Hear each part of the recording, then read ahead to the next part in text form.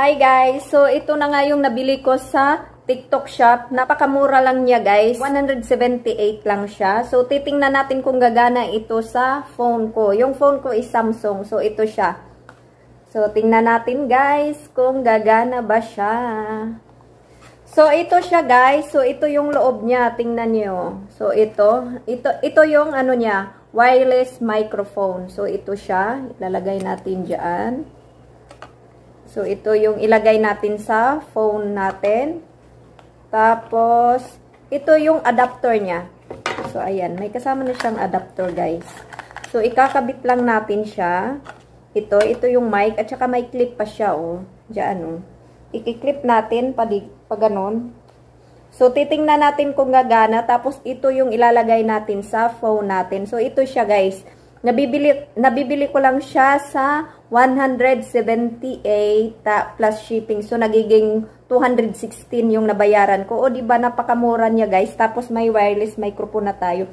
So, bagay na bagay ito sa mga content creator at saka sa mga nagsisimula pa lang na ayaw bumili ng mahal. Kasi mahal nga, guys. Kaya ito napabili din ako. Kasi ito lang din yung mura. So, sige. Subukan na natin. So, ito, guys. Ito yung normal boses ko. Hindi pa nakakabit yung microphone ko. Subukan na natin pag nakakabit na.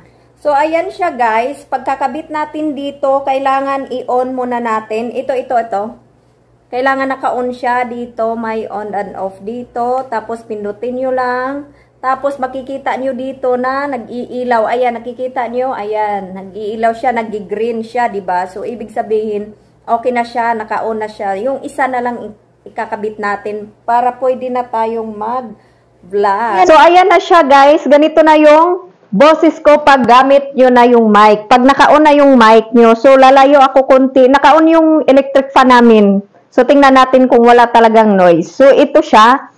So, kahit lalayo-layo kayo konti, maririnig pa rin yung boses nyo. So, ganito siya guys. Diba ang galing?